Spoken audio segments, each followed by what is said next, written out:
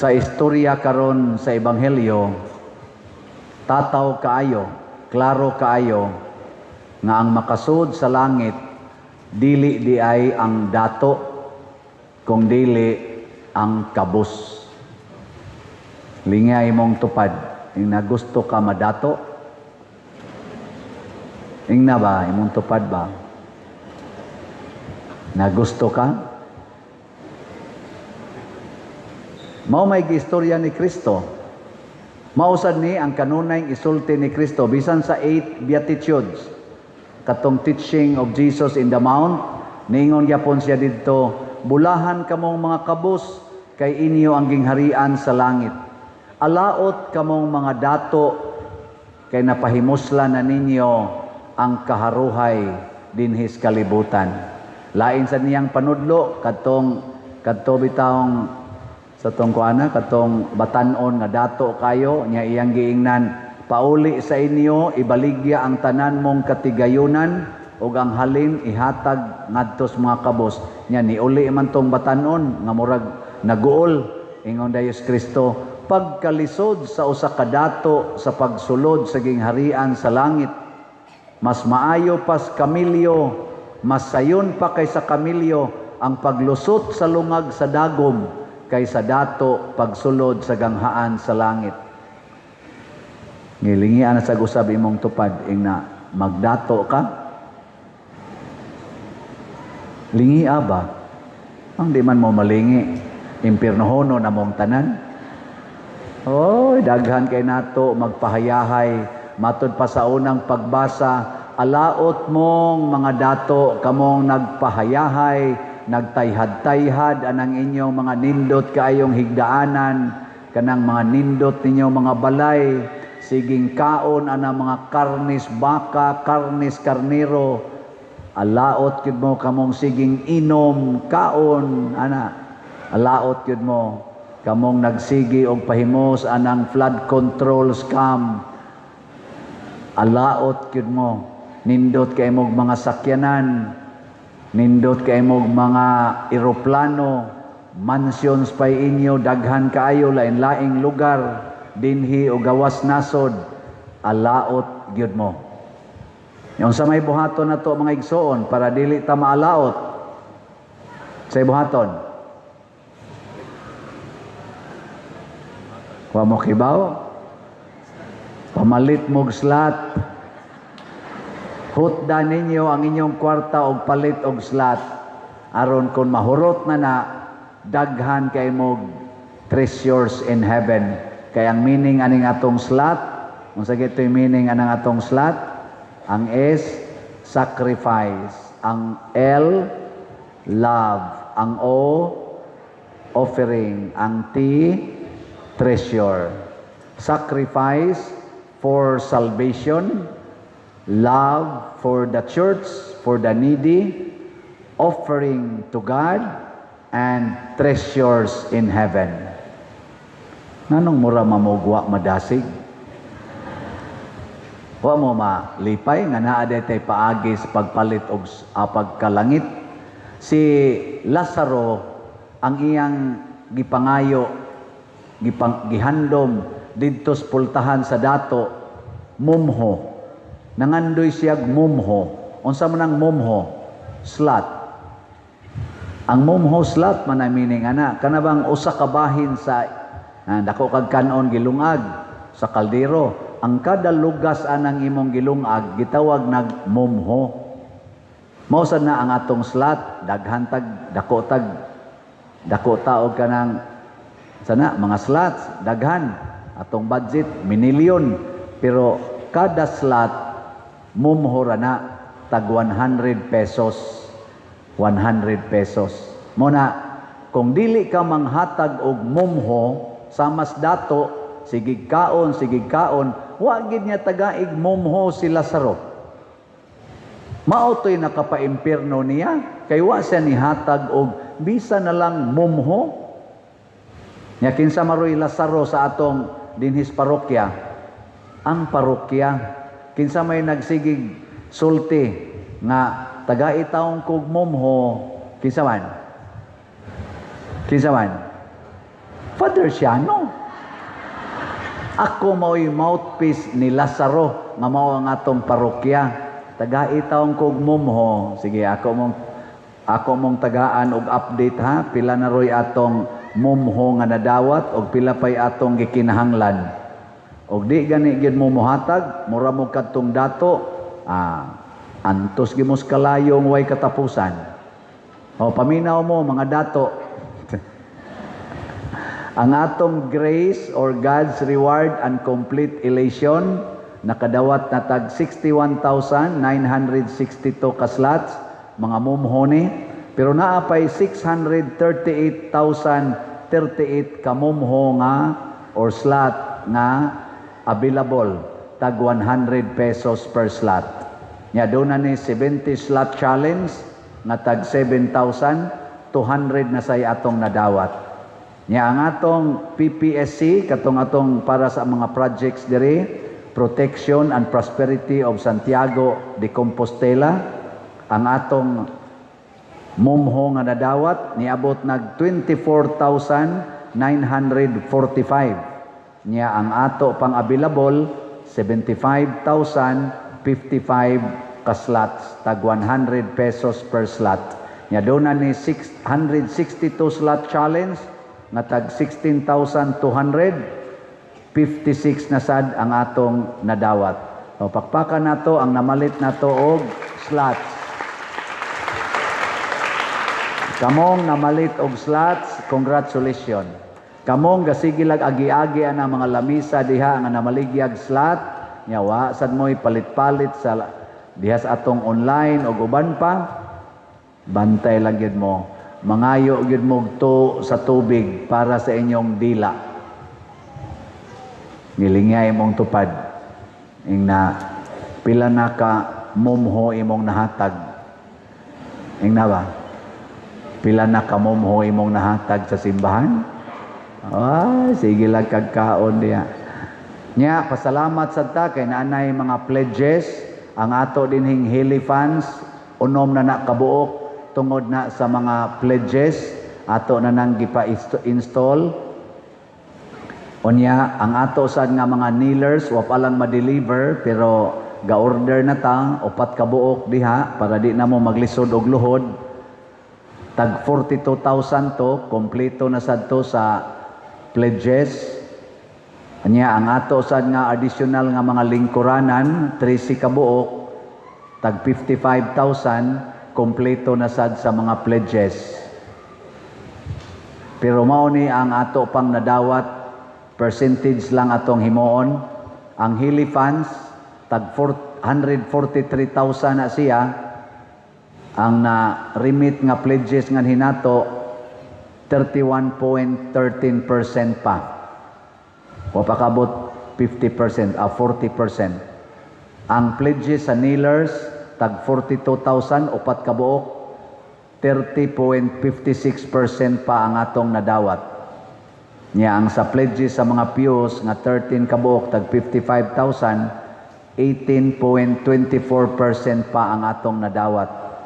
So makaabot lang tag 50%, 60% nindot na kaayo. Pero sige manighatag good for 2 to 3 months man ang atong kaning mga pledges. Salamat kaayo. Nya atong niaging pila ka adlaw nag-brown out ta dinhi og taas-taas atong gisuwayag paandar ang atong kadtong karaan nga generator nga itom nakaignaw wa kaabot og 30 minutes ni aso. Mao nang kuyawan kog nana sa niya isunod nga brown out unya Domingo pa gyud. Ni order na ta og generator 50 kVA brand new. Awa mo malipay. Anas Loyo. Ato nang gisuwayan ang hatag ro nato og energy ang atong bag-ong generator. Pero wa pa na mabayre. 700,000. Unya kanisang atong kamera dinhi duha ka buok gi-install nya plus mga gadgets worth sa nig mga around 100,000. So ato na lang i-combine 800,000 tanan, nasa tay pledge ani special pledge nga 8 ka buok tag 100,000. Mga tulo na ko kaadlaw sige announce, wa jud ko kadawat. Wa pa ni pledge, pero thanks be to God, gabi diha na ni text nako ni pledge og usa ka 100,000. Pakpak. Nya, gi-announce nako ganihang alas 6 nga misa, pagka alas 8 diha na sa nidool nako usa na sad ka 100,000. Pakpak. So duha na ka buok. Unom na lang kabuok ang kuwang. First come, first serve. Anong katawa man mo? Wala mo'y 100,000 diya. Mauna, depende na nas inyong desisyon. Ang ato lang nga kinahanglan gidi ay ta mo share. Si Dato na impirno, kay wa man siya mo paambit ni Lazaro. Di man ang iyang pagkadato mo'y nakapaimpirno niya, ang iyang pagka-insensitive. Wa siya mo tabang ni Lazaro. Wa sad niya gipa-ospital nga napuno man tatos nuka. May pang mga iro, kay nitambal pang Lazaro, ilang gitilap-tilapan si Lazaro. Namatay hinoon.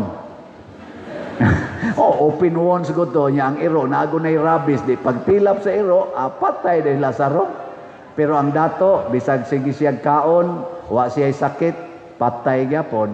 Nga naman, na kolesterol. Giatake sa kasing-kasing. Kay, sige magkaon. Sa dihang namatay na silang duha, diin man padoong si Lazaro. Dito siya sa langit. Unsa may iyang gitambungan sa langit? Kumbira. Kumbira. Wa nay hunong kaon, wa nay kasakit, wa nay sakit, wa nay nuka didto, wa na say kamatayon. Pero ang Dato, pagkamatay, diin man padong, didto sa kalayo nga way pagkapalong ang iyang dila, perti nagyong ugaha. Nya di na rabaday katabok, di na katabok ang nasa impyerno, di na katabok sa langit. Ang naa sa langit, di sad katabok aron mutabang sa taga-impyerno. Oy, nihangyo na lang ang Dato, ingon ang Dato. Kung mao na amahan, paadto alas Lazaro sa among balay, kay tuwa pa ko'y 5 ka igsuon nga murag impyernohonon sa kay tugnaw. Ingon sa dang Abraham, tuan na mas Moises dito o mga propeta. Kinsa may representative ni Moises o mga propeta karong panahona ang simbahan. Kining atong giwali karon mao na ni ang mga propeta nga nagsulti nato.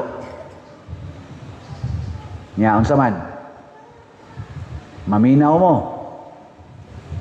o dili? Nya mosunod mo dili? Kibaw na mo hain si Lazaro. Kibaw na sad mo unsay ihatag ni Lazaro. Mumho lang, mumho, slatra. Nya tungod sa atong mga ginagmay o dinagko nga mga donations o tabang sa simbahan, ako mong tagaan og update or report, financial report sa atong 1-month operation, month of August 2025. Pag abot na mo diri, gadami ato og beginning balance, kay nagdaman tag utang nga 70 million. So, giapil na lang sa namugda ang remaining balance dito sa San Vicente nga igbabayad sa 70 million. Ang atong beginning balance 1,484,788 pesos and 34 centavos. Nya ang atong total nga cash receipts dinhis parokya for the month of August, donations o collections, niabot og 6,586,050 pesos and 36 centavos. Nya ang atong total cash disbursements, operating expenses og sa ato mga projects, niabot sa 5,825,688 650 pesos and 70 centavos. So ang atong ending balance for the month of as of August 31, 2025 is 2,245,188. So pakpakan nato ang atong kaugalingon. Thanks be to God. Nganong niya maning mga millions tungod ni sa atong mga mumho nga gipaambit, no? Mahimo man dayang milyon ang mga mumho, no? Mura mangyapon mo galuya. Kining mga butanga, mga igsuon, ako ning gihisgutan tungod kay kung kitang tanan mubati sa panginahanglan sa simbahan o sa atong kaigsuonan, mahimo gid tang qualified to enter heaven. Pero magpakabutabungo lang ta, sama atong dato, di gid ta kaadtog langit. Si Lazaro, way reklamo sa iyang pag-antos. Gani, gishare niya ang iyang bahandi. Unsa may bahandi ni Lazaro? Ang iyang mga nuka. Nuka ba?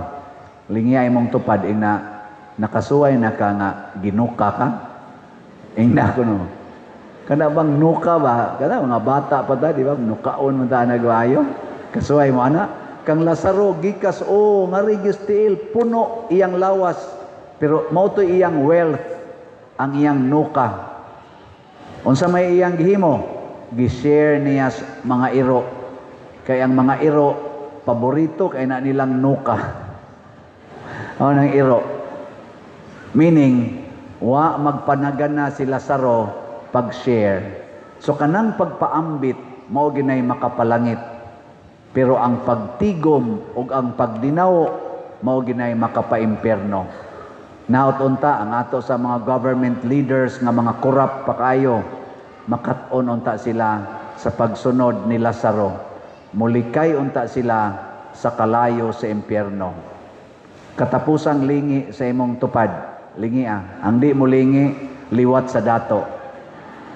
Ingna, kita bay angkon sa 100,000. Ingna atong tiwason og angkon ang 100,000. Ana. Sige, katong muangkon ana, manindog ta. Nya ang di mo angkon, uli na lang tingali mo